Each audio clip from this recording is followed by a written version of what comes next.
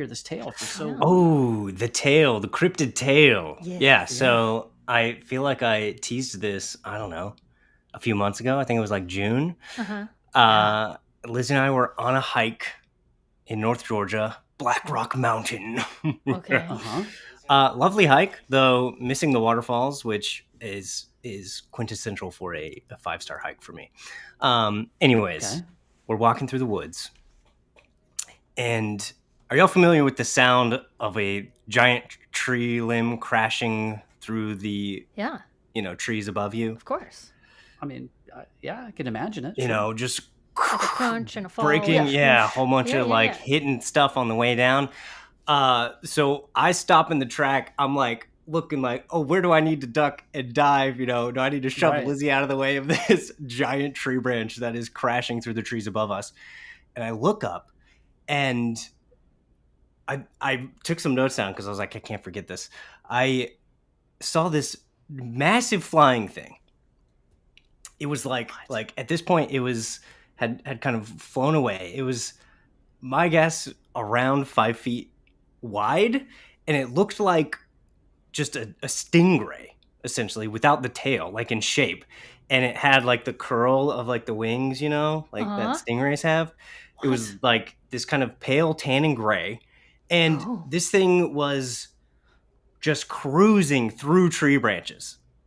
Like it was just kept breaking tree branches as it was like cruising off.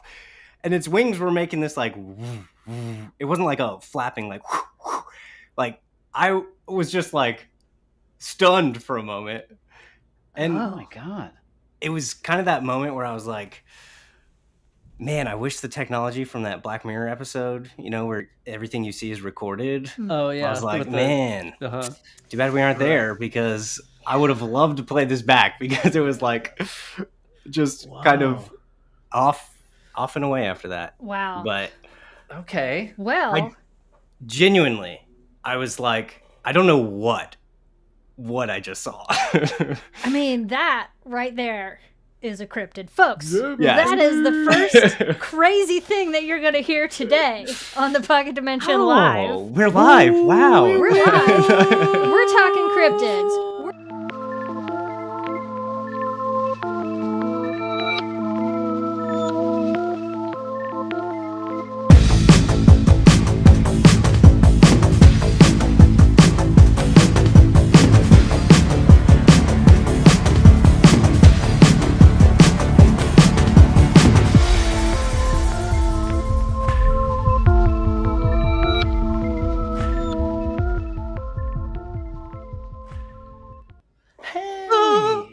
Pocket Dimension Live, folks. Today we have so much shit to tell you about.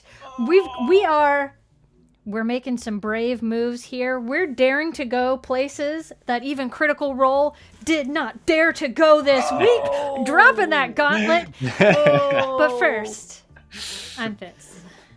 Hey, I'm Evan. Hi, Fitz and Evan. I'm Seth. Yay! Thank you for joining us today, Seth. Yeah, thanks for having with me us today. Yeah, man. As you can see, AK and Matt are out today. They are on vacation. Yeah. Bless them. Yeah. Matt takes a vacation. Actually, they both do this time of year, every year. And they both go kind of the same place. I'm going to go ahead and give you that address in the chat here now. so you can go ahead and find drop that. Yeah, so we miss you guys, but we do have some tea to spill. We today. do. We've got a lot of stuff to cover, so they can be consumers of all of this news. They're pretty much aware, but they can be consumers of the news with you guys out there as well. That's right. Consume. That's what good Americans do, right? That's right. God, that's right. Well, y'all, I mean, we got a lot to cover. Should we just dive the heck in? Let's do it. I mean, I'm still kind of reeling from Seth's story, but I know. Yeah. Okay, that was okay. I feel like we need chat to weigh in. What is this cryptid's name? Oh yeah. Mm-hmm. I had the same. What are we tumbling around in my this? mind for a while. Yeah. Let's start with you, Seth. Yeah, what Should we? What did you think when you saw it? Like, what was the first? I mean, flying mountainous stingray was it feels like a classic cryptid go-to is like location based, right? Like you start with the location. So like North Georgia something was where kind of like I was going, right? Like Black Rock, because it's Black Rock Mountain, something like that. Banshee or that sounded Banshee. good. Yeah, I don't know. Something that's kind of where I was I'll ship that. Floating around, but hey, let us know what you want it to be. Yeah. Now, have you ever seen the film, or any of you guys out there seen the film The Abyss? You guys seen The Abyss? It's kind of old. Kind of an old movie. I don't think. I know about Reputation. I mean, I haven't seen it in a hot minute. It was a very, I think is it James Cameron? It might be. It was a big deal when it came out. It's spoiler alert. It's about aliens, and the alien technology that they have in that movie is kind of like what you're talking about. This manta-like, almost sea creature. Okay. That's, well, in their case, it is under the water, but but also above the water. So we got some good weigh-ins on in the chat here. We've got from Rabbit, we've got the North Georgian Ray Monkey from Disastrous Goth, the Black Sting Bugbear, or the elusive Gnort. Drew's got the North Georgia Stinging Spectre, which I quite like. J. Kevin Carrier, Sky Manta. We've also got from Tanya the Black Rock Falling Brachiosaurus. And then Mike Spore replied to that with a BlackRock and Vanguard own everything. Now they own a cryptid? ? It's just where we're at. Yeah, it is, unfortunately. Yeah. That was a great shout out. We didn't shout out the chat yet. I know. We've also got Amy Cox. We've got Dave. We've got who else? Salty D.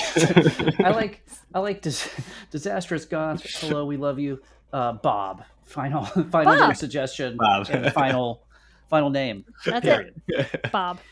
Bob. Maybe he pays his taxes. You don't know. Cryptids might have to pay taxes.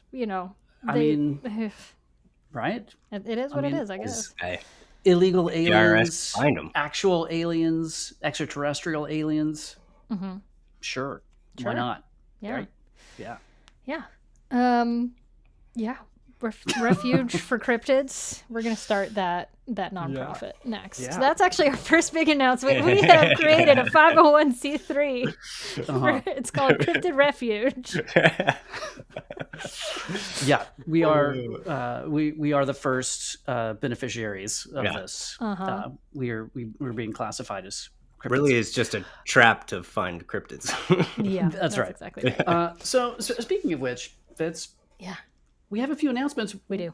What's first on our agenda today? What are we talking about? First things first, you guys. Bud and Herb have some new socials. That's right. We got new social accounts. We have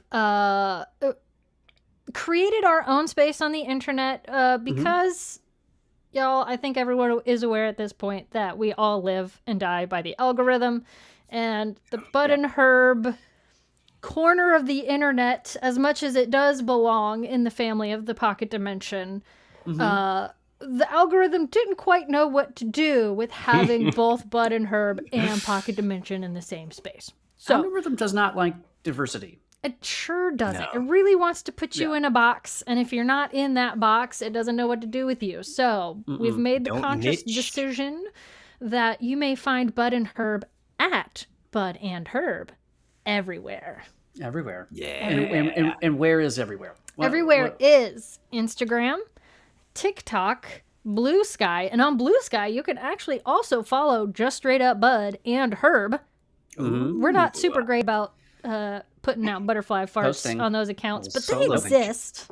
No, that's still like the redheaded step social media channel for me. A little bit. I just keep forgetting that, and Threads. I forget, but I never really tweeted much either. Yeah, you know. Yeah. Wasn't really wasn't my jam. I never really tweeted either. I didn't quite understand it. But regardless, we also have one more account, which is quite exciting. Bud and Herb has their own YouTube, which a couple of you guys have found. We did sort of soft launch it in our Discord. I'm going to drop the link in chat here, but we have a new YouTube channel. So please, obviously the people out there who are watching on YouTube, us talking about it in Pocket Dimension now, if this is your ecosystem, you can find us at Bud and Herb.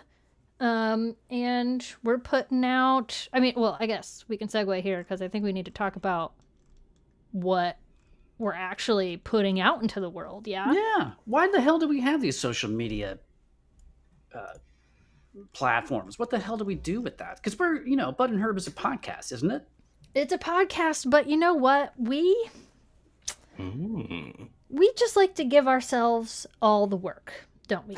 We like to do so much. Yeah, we like to overextend ourselves we like to as much as humanly possible. As much as humanly possible. So not only can you find on YouTube, but as well as Instagram, TikTok, and all those places, you can find our Mistress Glenn Cryptid Club content. Ooh, that's right. So if cryptids are your thing. Tell the fine folks out there, what is this? Maybe you've seen it, maybe you've heard us. We haven't talked about this much, even in our Discord, really.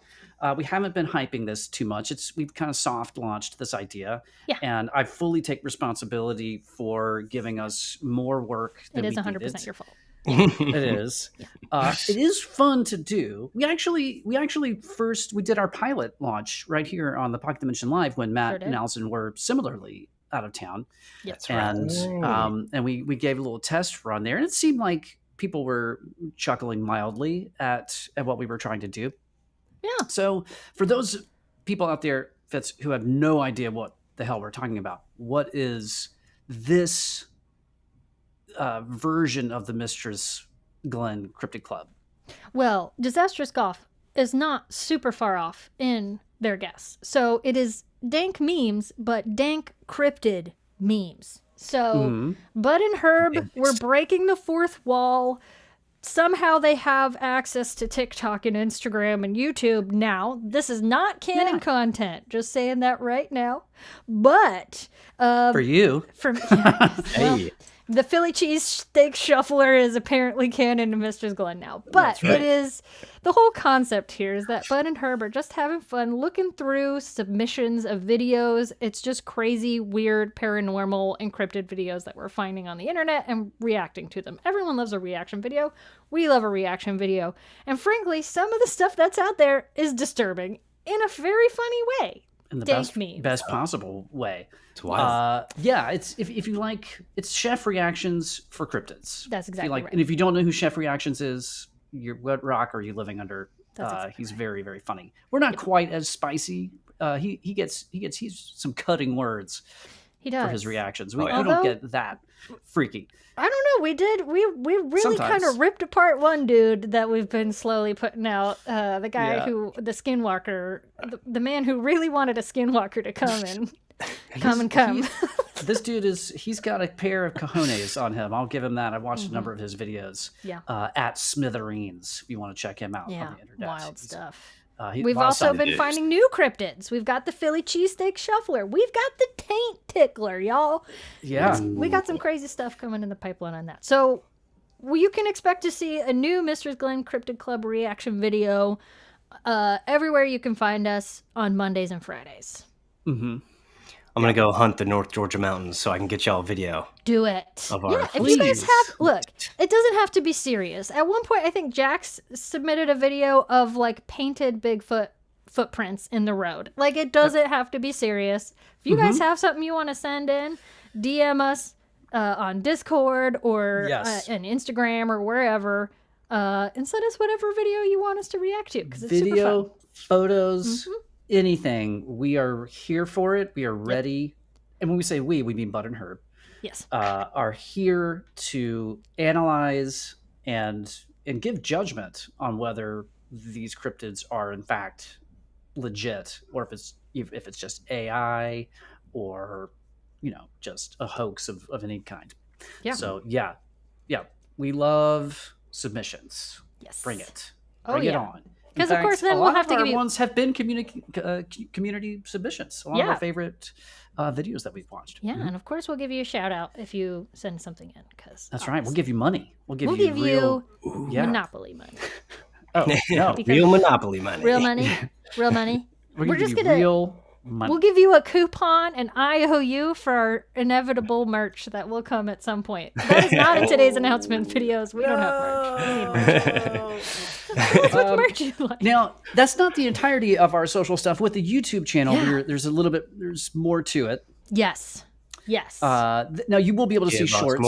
These shorts there, yes. But there's YouTube can do more than some of these other channels do. Mm-hmm. So what should we expect, Fitz, from YouTube specifically? Weeks? Yeah. So YouTube is going to be the place where everything lives. Feel free to grab our more short form content on Instagram or TikTok, wherever you want to casually consume your material from us. And then obviously the podcasts are going to come out on like Apple, Spotify, places like that. But YouTube is going to has everything. Everything. God. It's got shorts. What? It's got, on Mondays and Fridays, we've got Mistress Glenn Cryptid Club. On Thursdays, we are re-releasing season 1 of The Adventures of Bud and Herb. And coming up shortly. Why? Because we can. We remastered it. And by we, I mean you remastered it. And we're giving it to the people. By God. Give it to them. Give it to them hard. Give it to them. So hard. Every inch. Every possible inch. Right, Seth? And that's right. Here's the best part. This is why we have Seth on here today, folks. Hey.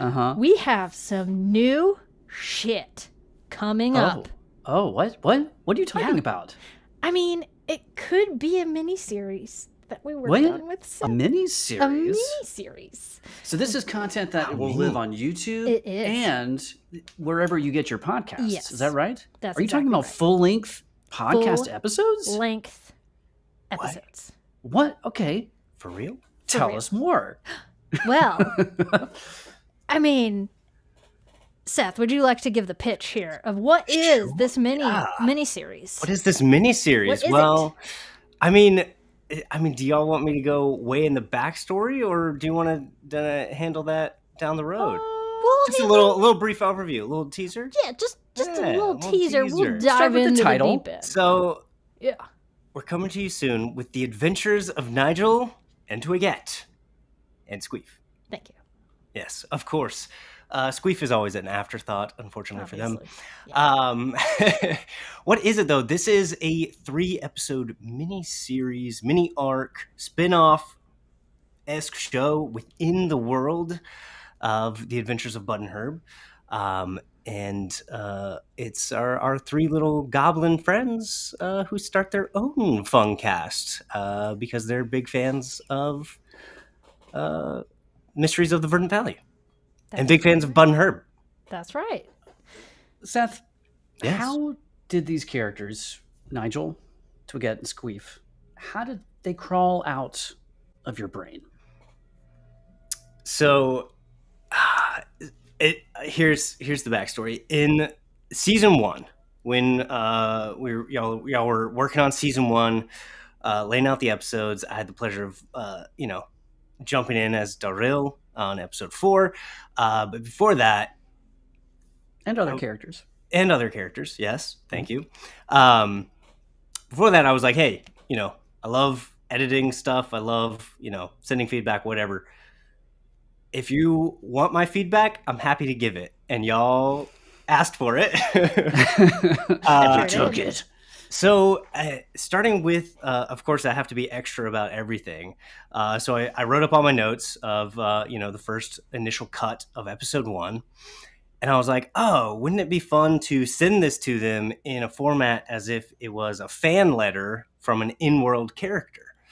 And so I started writing fan mail to Bud and Herb from one Nigel Festerguts. Yeah! I can't really do Nigel right now. I'd have to turn my microphone down. Yeah, he's a lot. He's a lot. So that's where Nigel crawled out of my brain, just as these fan letters. With each episode's feedback, I would write a new little letter, and just giving Nigel's excitement about the episode. He's absolutely obsessed, maybe to an unhealthy level, some might say.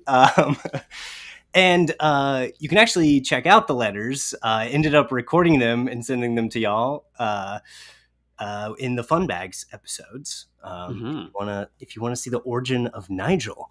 From there, I kind of just made shit up in the world as I was writing these letters, and I was like, oh, he's a part of the Goblin Clutch, and he's trying to drag his sister in as a fan of Bud and Herb. So Twiggette, that's where Twiggette shows up.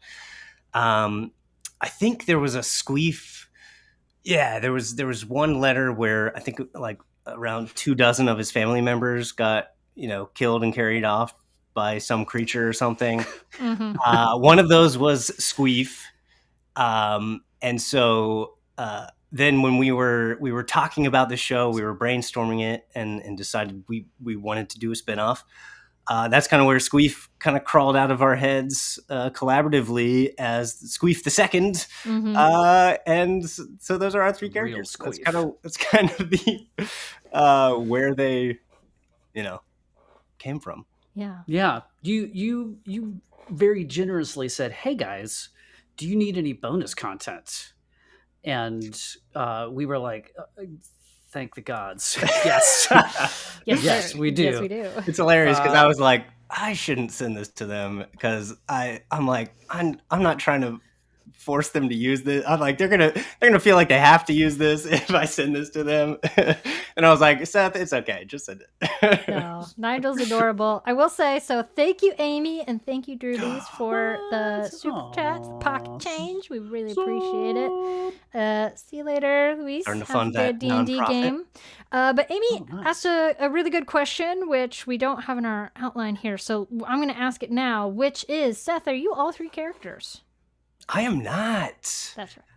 I am not. I only play not, Nigel Festergut, and I wonder who else plays Twiggette and Squeef. Do we want to bring them on the call?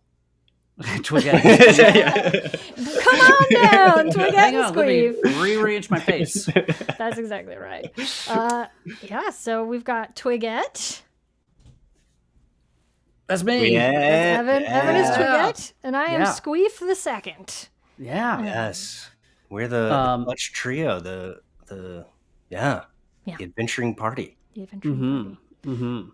So, let's see, what else? Well, okay, follow-up question is, what was the moment? What Is your favorite color? is your favorite color? What was the moment that you knew that, okay, Nigel makes these fun bags of fan mail episodes, this bonus content, but when did it become a full-on side quest? When did we start to realize, oh, there's some lore here, and like what sparked your curiosity there? I think that was y'all being generous about your enjoyment of Nigel. I think y'all had and correct me if I'm wrong because I got a bad brain, but I think I had kind of noodled on like a few like, oh hey, if Nigel shows up in a future season, maybe this would be his deal. I think the initial thing that I said to y'all was like, what if Nigel is actually just a cryptid and he's catfishing Bud and Herb or something? Yeah, we did have that thought for a while. I remember you bringing that up. Like, what if he's a hidden cryptid? I mean, it's Still possible. could still happen, yeah. Never say no, unless you want to. No, you can say no. Saying no is a good thing. Feel free to say no. Never say never. Never say never. Yeah, I was like, as I said it, I was like, no, you can definitely say no. Sometimes you should. It's encouraged sometimes. Yeah. Yeah. And I don't remember beyond that kind of where this started falling into place. I think we just started noodling on it, right? The way I remember it, yes, please. Fitz was particularly like, we need to, number one, like the first fun bags I think that we received from you were like, okay, this is, we definitely, we love this character. We want to do something with this later on. And then when we started actually talking about it, I think Fitz, you were the one who was like, yeah, I think this is more than just like a cameo. And in later episodes. That could be a whole story here. So, and then we just got together and as let usual, the goblins do. As usual, we bit off more than we could chew. We thought, I mean, maybe it was just my delusionalness. I thought it was going to be one episode. Nice, clean 30 to 40 minutes. Yeah, nice little, one-shot. one-shot audio fiction. It could have been. Cute little, no, it turned into 3 episodes, full-on production, months of work. Yes, so it became a whole thing, but we hope you enjoy it. Yeah. It was a ton of fun. Yeah. And speaking to that, what was the biggest surprise once we started recording these episodes? For me, it was that, this is 3 episodes and they are dense. Yes. This isn't a little one-off thing. It's a production, which I like. I'm a fan of it. Kind of in the same boat where it was like, this could be 2 episodes. I'm pretty sure the title of like our initial note was Festersode 1 or 2, and then it kept going, or 3. It was like, okay, it just kept expanding, and that was a delightful surprise. Beyond that, I mean, just like how much I fell for these characters, I guess. Like I loved Nigel. Cute. I mean, Nigel is like in my brain all the time. You like goblins a lot. Yeah, I guess so. Right. Mm-hmm. Yeah. And I didn't realize that until now. 2 of my favorite characters are goblins. Hey, and there's one of them. Oh yeah, I've got my dimple too. Look at that. Hold on. Look We at gotta this. have we need a Dimple Nigel crossover. We do. Yes. I think I like unconventional goblins. Nigel is and our trio. They are not hammerhead style goblins. No. So but we do have some pretty incredible artwork. Yes. Which we will for these fellas. Here shortly. Yeah, we're talking about that in a second. Sorry. Well, go ahead. What about you, Evan? I'm curious what your biggest surprise was. Yeah. I don't know if this is really a good answer or not, but I was surprised. We started talking about this, getting some feedback for things when we were all together at Gen Con. And I was very surprised to hear from more than one person, none of whom shall be named, unless we want to, I guess. I don't know why we would. that spin-offs are perceived as really bad. And so I don't know that we necessarily, just to be clear, I don't know that we ever conceived of this as a spin-off. We're kind of calling it a spin-off. Yeah. But it's not necessarily that the intention is this is going to be a whole new series that will be ongoing. Yeah. Right. In the way that The Adventures of Bud and Herb is. So that surprised me. People feel very strongly about spin-offs. That's weird because there's some spin-offs that I think I love historically on TV. Angel. First, yes, number 1. Angel. Yeah. There's so many. And then, of course, there are really bad ones. And there are very bad episodes where they like soft launch a show from, you're like, well, these aren't my heroes. I hate this. Yeah. So I get that. that. But I think this is more a mini series set in the same world. Yes. Exactly. It's a trilogy. It's a trilogy. That's right. Sort of. Yeah. We are doing what George Lucas could not, which was edit. Well, but did we though? Because we were going to start at 1 episode and then we ended up with 3. Episode and then we got 3. So no, I'm just throwing out big shots here for literally no reason. Yeah. Well, y'all, when can the fine folks expect to hear this first episode of this miniseries? When can they? I think I know the answer to this question, but I don't want to get it wrong. Okay. I will. I'm pretty positive. It September is 2nd. September 2nd. Yeah. So Tuesday, September 2nd. Tuesday, September 2nd. We are launching The Adventures of Nigel and Twiggette and Squeef.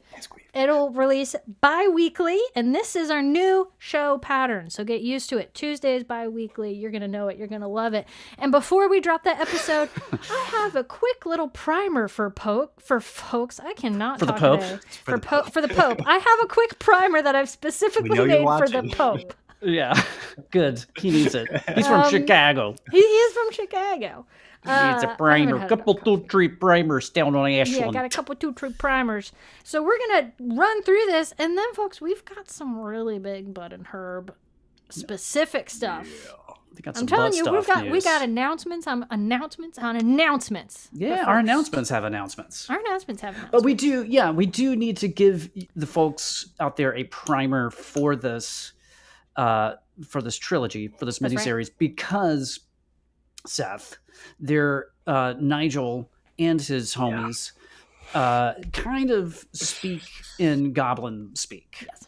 And it's not that it's not goblin language, sort of, but it is. There's some things. There's a glossary that's kind of needed, right? So we wanted to let you guys know when you're listening to this on September 2nd, when you hear these words and you're asking yourself, what the hell are they talking about? That's right. Now you'll know. Well, if it makes you feel better, when Seth created some of these words, he didn't actually know what they meant either in the original fun bags. He just said them, and we had to come up with what they were. So here they are. Evan, shall you bring up the presentation? Oh, yeah. Let's do that. Why not? Summon it forth. We're going to be able to get through this in 4 minutes. I'm telling you now. If I can find it, where'd it go? Yes, we're going to lay on the gobbledygook. No, that's not it. My hope is that some of this vocabulary is intuitive or context clues. You don't. We're doing this to be silly. You don't actually need this. You really don't need this. We're just doing it because we like a chaotic PowerPoint. Okay. Yes. So we have Verdant Valley Goblin Linguistics. Can you tell who built this deck? What, folks? I have upped my game. I've added some animations. Sick animations. Check it out. All right. So first up, we have Gobbo. Gobbo means goblin. Stankin' dung heap. It's a home sweet home. It's the place where you hang your hat every single night. Yeah. The Clutch. A collection of goblins. Yes. The Clutch Mother. Of course, we've created another cult. Because why not? And by we, I mean Seth created another cult. The Clutch Mother is a mycelial infected rock that the Clutch worships as their mother god. Because why not? Right? Seth, what is a rock, for those who don't know? ROC rock, not ROCK. An ROC rock is just a big-ass bird. Like a real big-ass bird. Like big as your house-ass bird. Yeah. But this particular one is not just a regular rock. They have issues. Yeah. They do. They're a fun guy. Let's put it that way.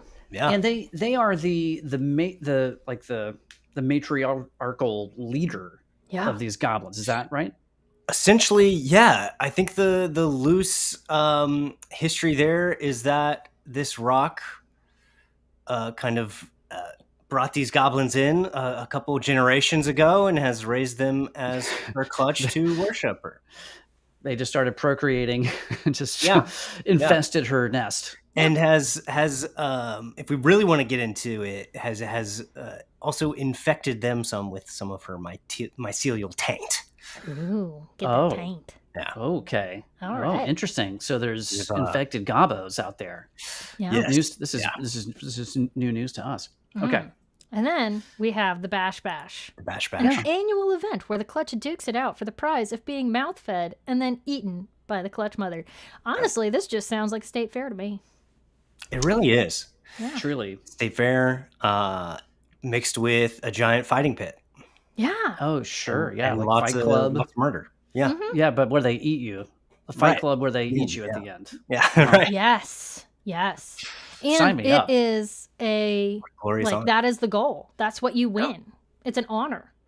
Now, I actually, my understanding of this was not that you would be eaten, but that you would be fed, as in the way that a bird feeds their young. Yes. That you were That does happen. going to be. Yeah, I believe it's both and. I believe you get mouth fed. I believe you get fed like a baby bird, and then she eats you. Right? Is that correct, Seth? That is so inefficient because she's already got the food inside her stomach, and the wife give it to you, and then eat everything again.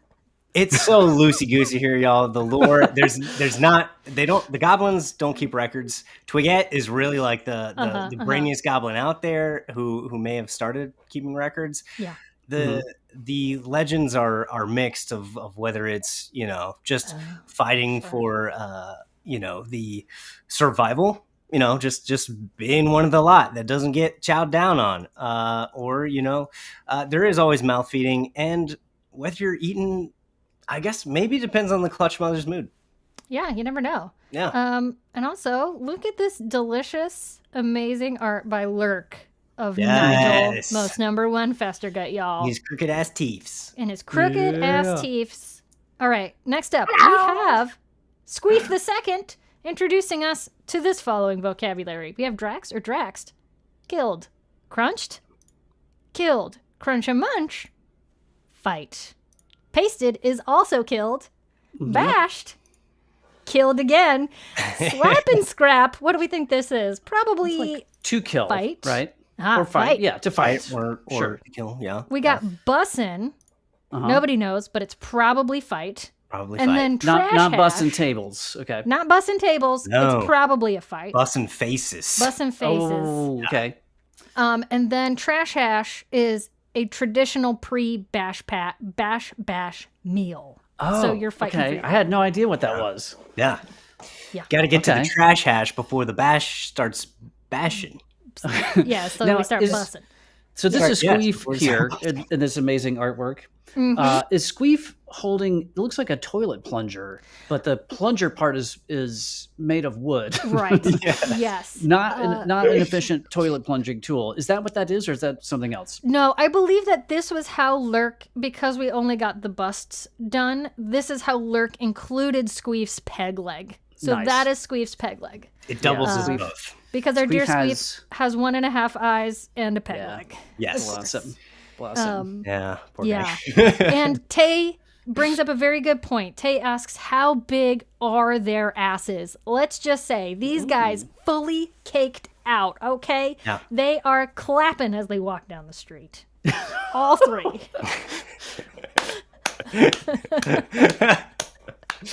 They're not just bussin' faces, they're bussin' asses too. That's right. And trash hash is also probably a fight. Yeah. Interchangeable.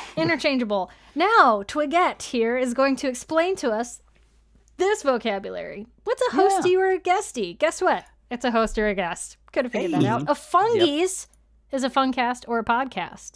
A microphone or a micorder is a microphone or a recording device. Now, here's a wild one.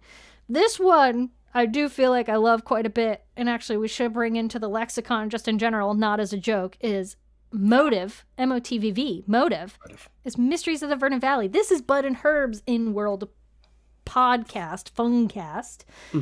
And Seth came up with Motivehead. As a fan of said podcast. Yeah, Nigel's a big motive head. Yeah. Huge Motivehead. The biggest, the number one. The biggest, the number one, the most number one. Most number one. And then the following list here, we've got a Shriek Hollow or a Shriek Hollow's Pecker. That's a cryptid or a cryptid's ding dong. Then we've got a spindle howler. Wait, that's a general term for a cryptid? That's not a specific cryptid. Is a type of cryptid. It is cryptid. We don't explain what it is. It is a cryptid. Then we got a spindle Well, howling. wait. No. Hang on. Slow your roll, girl. We don't know what it is. It's cryptid. Well, we're about to know because Seth is going to tell us. What's a Shriek Hollow? What's a Shriek Hollow? Shriek Hollow is a cryptid. There it is. Okay. Nice. Touche. Well, Seth, what is a spindle howling bark badger? It is a cryptid. Boom. It is a cryptid. Nice. And how about a spit weasel? A spit weasel is a cryptid. And also a common goblin curse. Boom. Oh, yeah. But not like an evil eye curse, but like an F-bomb. Oh, yeah. Basically, like, holy spit weasel! Just like that. Yeah. Right. Okay. Well, folks. Yeah. It's also probably a cryptid. Yeah. Sure. I did those in the wrong order. That's it. That's all you got to know. And you didn't really actually have to know that. This just gave me an excuse to make a really bad Google deck again. You love to see it. It is going to enrich your listening experience, I think. When you're now, you don't have to be confused about what in the gods are they talking about. And if you confusion could be the fun. If you do want other little nuggets of the lore, go check out the fun bags. The letters have all kinds of weird shit in there. They do. A lot of that terminology. If you haven't treated yourself, if you're one of those podcast listeners that only listens to the main episodes, you're like, I don't care about bonus content. That's not for me. You're missing out. Just saying. Yeah. You're missing out. Sorry, Disastrous Goth. It was not 4 minutes. I thought I could do it in 4 minutes, and I just couldn't. I tried. We kept interrupting you. Yeah. To be fair. Immediate unsubscribe and report. Wow, Ooh. vicious. Yeah. You know, vicious. It's what I expect. You know what? We need to be held to that high standard. Can we put a balm on your ire with some more Bud and Herb news? That's a segue. Yeah. So I wouldn't. These shows, I prefer no other balm. No other balm. No other balm. Yeah. Balms. Balm me, baby. So these episodes are coming out. They're coming out in September, but they're not just coming out. Fitz, where are they coming out? Well, this is possibly some of the biggest news we have to deliver for you guys today. This actually We're very excited about this. Because everything else you guys could probably guess. You know, if we were to say, hey, when's this or what's this, you guys would probably have figured it out. This is something that Evan and I, if you had asked us a year ago if we would do this, would have said, no, probably not. But we have signed on to a network.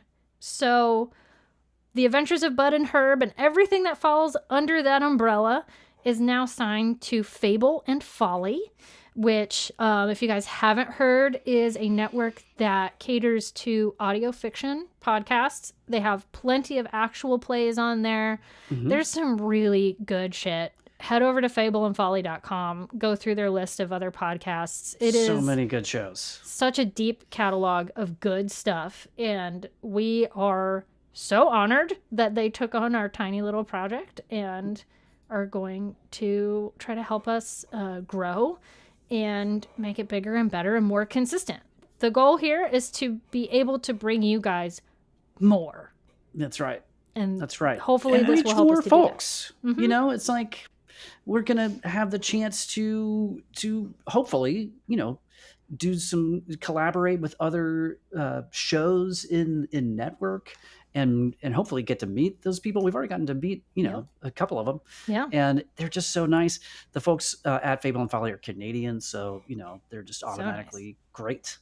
We are really, really excited for this this chapter for Bud and Herb, because we are really hopeful that this is going to lead us all the way from our tiny little show to a Walmart full of Bud and Herb plushies. That's right.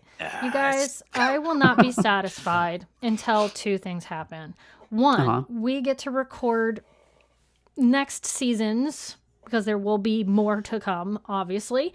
But I want to do so from one of those claw machine things where it's just absolutely overstuffed with Bud and Herb plushies. You know, I want to be pulling Darryl from under my butt cheek because he's like not situated correctly. You know, I want that to be my dry space, is just a giant claw machine with Bud and Herb. Dry space? Sound like dry sound space. Oh. Yeah, my dry sound space. I want that to just be a claw machine full of plushies. And so hopefully this will help us get there. Yeah. And then also I wish to be shot into space with at least a Herb plushie. Maybe stuff my ashes inside of a Herb plushie. Oh, shoot me dead. When I after you're dead. Yeah, when I die. I thought you meant just like. I mean, see I guess it don't have to be dead. You could just stuff me into a giant Herb. I would prefer like, you stick around for a while. Yeah. Oh, what about one of those blow up like T-Rexes, but it's Herb. But it's Herb. Yeah. And then just shoot me into space like that. Yeah. You know? That's the spacesuit. Yeah. That's the spacesuit. Yeah, we are waiting. We're still waiting for that sick Bud and Herb cosplay, you guys. Ooh, that's gonna be just yeah. Who's gonna spray paint? Calling you What's out. that like body paint themselves purple and shave their head to be Bud? I want to see that. Yeah, it's not going to be me. No, sir. No. So we are really, really grateful to the folks at Fable and Folly. Yeah. And it just so happened to be really great timing because season 2 is launching for the Adventures of Bud and Herb on October 28th, Tuesday, October 28th. The Tuesday before Halloween. Yes. Like it's Fitz into the space. spookiest.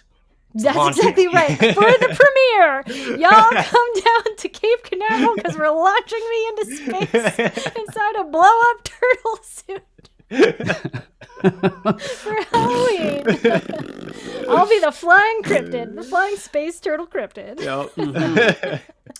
So yes, season 2 is coming. Don't think I haven't seen a couple of the comments on YouTube that was like, "Hey man, where's this at?" I seen it. We're arriving. We are arriving the week of Halloween. We are arriving. Now, Fitz, why, a couple of questions. Yeah. So why does it take so long in between seasons of an audio fiction podcast, which is, certainly doesn't have the production time that a television or a movie does, but what are all the moving parts in a show like Bud and Herb that makes it take a hot minute to work on? To make. Well, I will say that I'll give the reasons why in a minute, but I will say that moving forward, I know last year we were a weekly schedule. This year we are bi-weekly.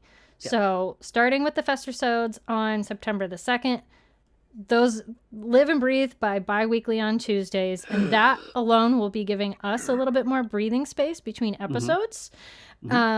And we're hoping that this will also help condense the amount of time between seasons, because we wrapped up season 1 last year around the end of November, and obviously we're going to be launching season 2 sort of the end of October. So that's almost a year. And the reason that it took us that long is, 1, because we take our fun very seriously, but 2, we have jobs, we have families, we have life. We've got some of us have wives, and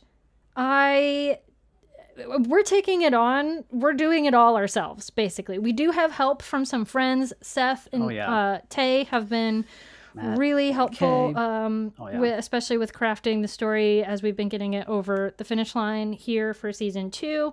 But there's just a lot of moving parts. Evan and I spent a good chunk of the beginning of the year just having to brainstorm what is the story for season 2, who is the cryptid for season 2, who is it, who is she? People are gonna find out in like a week and a half, and then we had to make the outline, and then scripting it and scheduling recordings and recording and sound designing it. We are a small operation, and by small, I mean we are 2 people doing all of this. Maybe one day we are a small operation, and maybe one day we'll be able to outsource some stuff. But we also enjoy doing it. We enjoy the process, and so we wanted to get it right and have fun doing it. So that's why it took us a hot minute to get to this point. As soon as we start selling those plushies, y'all, this will be our only job, and you'll have more Bud and Herb than you could possibly know what to do with, right? Yeah. That's right. I mean, look, we're ready to sell out, you guys. Get some more time on our hands. That's right. What can we expect from season 2? Bigger, better. There's going to be more episodes, first of all.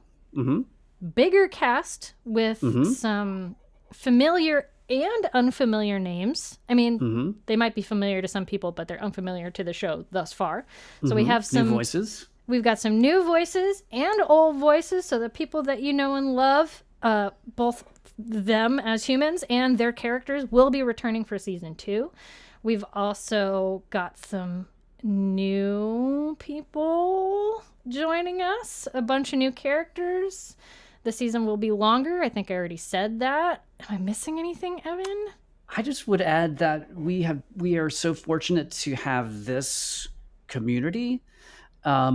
to turn to. We've had folks in our very own community that have been very gracious to agree to lend their incredible voices to this show, and we are so excited for you guys to hear that when it happens. It's probably not the right time to name names just yet, but just know that we are super grateful that the folks in our community are just so talented, and to have the chance to work with you guys on this is just it's super fun and fulfilling for us. Yeah. It's been great to be able to pull from a wider net, both internally, like casting a wider net within our Discord community and the folks who show up here who are insanely talented, and getting them on the show, as well as some other people like legit actors and comedians and stuff, getting some of those folks on our show so that we can be outperformed by them. I can't wait for it. It's gonna be great. I know. It's gonna be Tay, you posed a question which actually did come up, and we had this conversation. Tay asked, are you at all concerned that your Dr. Heelgood ad has hurt your chances at landing a sweet soda sponsorship? The best part about this is we did ask Fable and Folly during the onboarding if that our fake ads would pose a problem with real ads, and they said no. So we're trusting that. So you can also expect more fake ads. I was just about to ask, are we going to should folks be expecting new fake ads? And we already we got some bangers ideas. Fitz just at Gen Con came up with some that we're not going to talk about right now, but you're going to have to wait. I hope you wrote them down, because I've already forgotten what they were. Girl, I know. Okay, good. Got them locked in. So we have one more big piece of information, one more final announcement to give to the folks. Juice. And just for the people, the juice out. we're juicing it out. And for the people who watched this week, as Critical Role announced their campaign 4 was going to be 2024 D&D, and we're feeling let down by that. We are here to say opinions. There were some spicy opinions in our Discord, especially. There was only maybe one person who was like, "Yay, D&D." Everybody else was Fired like, up. "The fuck?" We are here to say that Bud and Herb will be doing what Critical Role did not. And next season, we are moving to Daggerheart. That's right. Bud and Herb is officially moving to Daggerheart. I know we've sort of said it already, but this is the time that we're officially saying it. We're going to be Daggerheart moving forward. Yes. And for those living under a rock, Fitz or Seth, what is Daggerheart? I do live under a rock. You do? You do. Well, so Fitz, what is Daggerheart? Daggerheart is the TTRPG that was put out by Darrington Press, but a mere few months ago. And it sold out 3, maybe 4 times. Yeah, definitely. Since its release. Probably, It's not a small deal. It's a big deal. Yeah. But it is for folks who like D&D, but maybe want a little bit more flexibility with it. Daggerheart is just a little bit more customizable, but it has a similar language to D&D. Yeah. So what's the motivation there for the switch from D&D to Daggerheart? Yeah. Well, we learned when we were editing last year, and we candidly, we had a feeling that this was going to be true. We had actually talked about doing Daggerheart for season 1, but it was still in beta. And so knowing that we were going to have to do some homebrew, the timing wasn't right. So we stuck with D&D because Bud and Herb had been built in D&D. That said, now that Daggerheart is out and they have the homebrew document put out and the card creator and everything, we have all of the tools needed to be able to migrate over to Daggerheart. But why Daggerheart in the first place? Because it is much more role play centered. It's not that it's a rules light game. I think our friend Rachel calls it crispy. It's like medium rules. Crispy. Yeah, it's medium nice crunch. Crispy game. It's a crispy game. So there are some mechanics if people like to hear that, but it is narrative driven. And I think the initiative list system and having a little bit more give and take is going to be really beneficial to this party and this story, because the thing with Bud and Herb is that the first part of the season is audio fiction, and then we hit the brakes and we turn into an actual play. And the worry that we have perpetually, and that we're trying to make sure that we're honoring and keeping at top of mind, is that we want there to be as little friction between going from the audio fiction episodes into the actual play episodes. We want the actual play to still feel like you're listening to a radio drama. And so because of that, by pulling out a couple of the crunchy things from D&D and maybe having it be a little bit more dynamic and story driven based mechanics, we're hoping is going to help smooth that out a little bit. Because I will tell you, in the editing of season 1, we had to cut a lot. It was very tedious to get those last 4 episodes cut down, especially to the 20 to 40 minute zone that we like to be in. And full disclosure, we didn't actually know going into those episodes how it was going to shake out. I mean, I think when we first conceived of that, the assumption was, we'll just put that out like any like a full actual play. Yeah. Right. Yeah. Like just do it straight. It wasn't until we sat down with our game master, Alejandro Tay, and he was like, how do you guys want to do this? And I don't even know if it wasn't until we were editing it that idea started to come into focus of like, oh, no, let's try to make this as seamless as it can be. But I think the beauty of a system like Daggerheart is that there are mechanics. There were some game mechanics in D&D that we did leave in, some above the table talk and stuff, just to let people know that we were playing a game. Yeah. But I think there's going to be a little bit more of that gameplay aspect and less editing out of, there was just certain things. Every now and then you'd see some rolls. Yeah.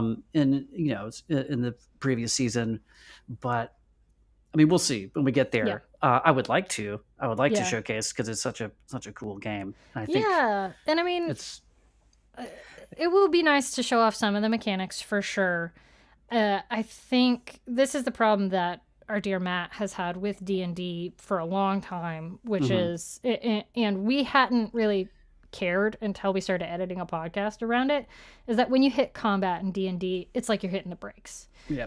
And that makes it really hard when you're trying to have it not be a 5-hour episode like Critical Role. So if I'm thinking that Daggerheart will be a little bit better suited to us being able to keep the pacing a little bit more consistent between the encounter types. Because D&D worked fine, frankly, for some of the other encounter types that we did last year, like the social encounter with the guards and the bugbear, and like some of it works, but it's when you roll initiative that things just sort of hit the wall. Yeah. I mean, Tay has this to say. I'm so glad we did not have to deal with armor calculations in season 1. Yeah. Hey.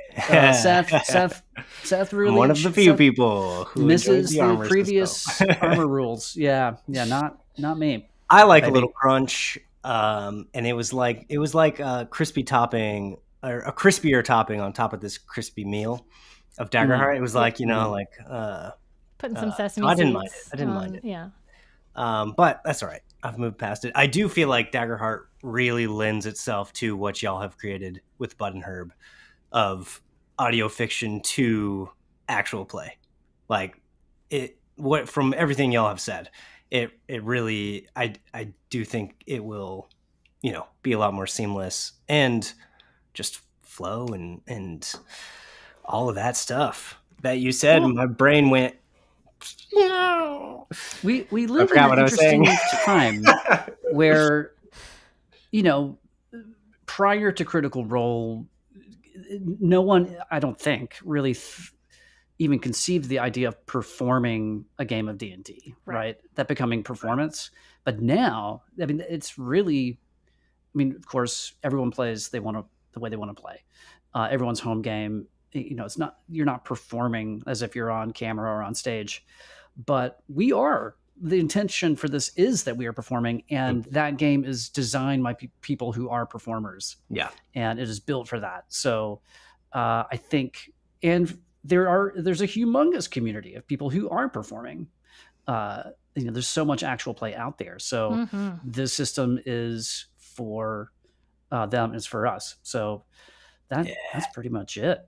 That's it. I mean, I think even at the panel we went to at Gen Con, they made the point that part of the way they were designing it was with actual play in mind, and you can feel that.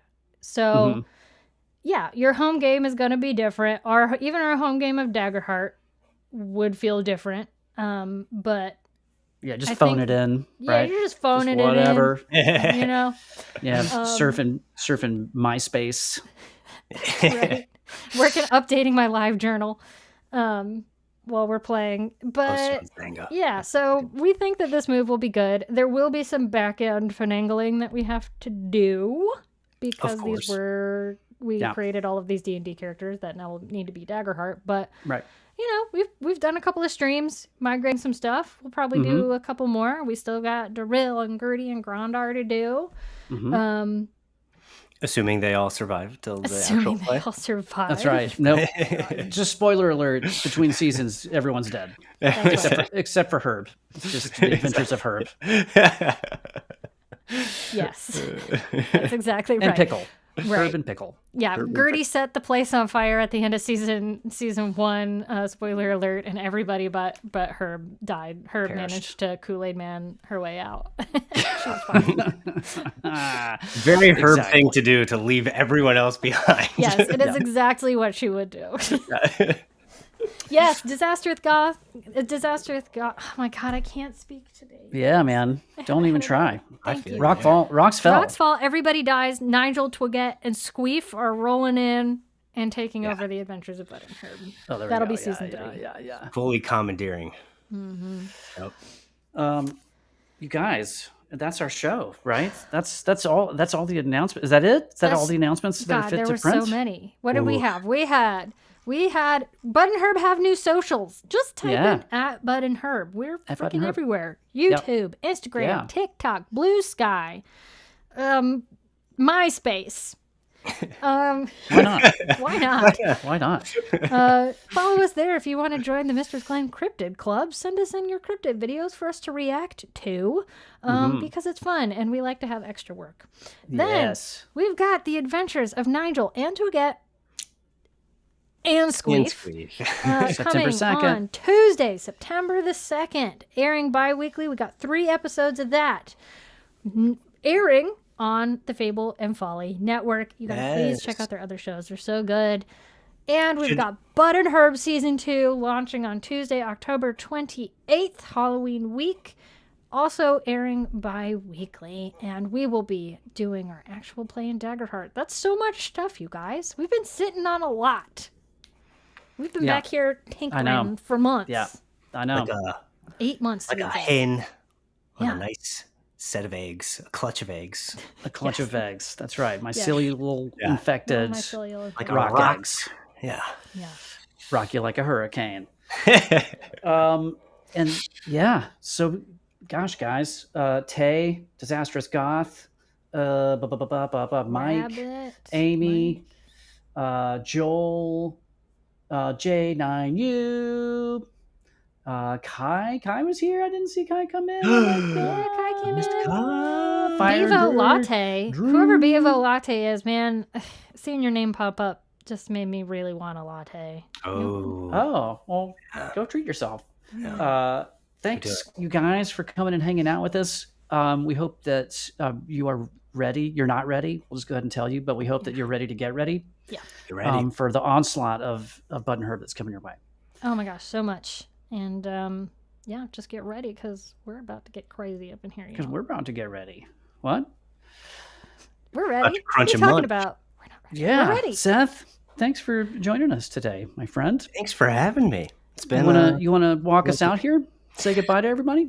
Bye, everybody. Yay!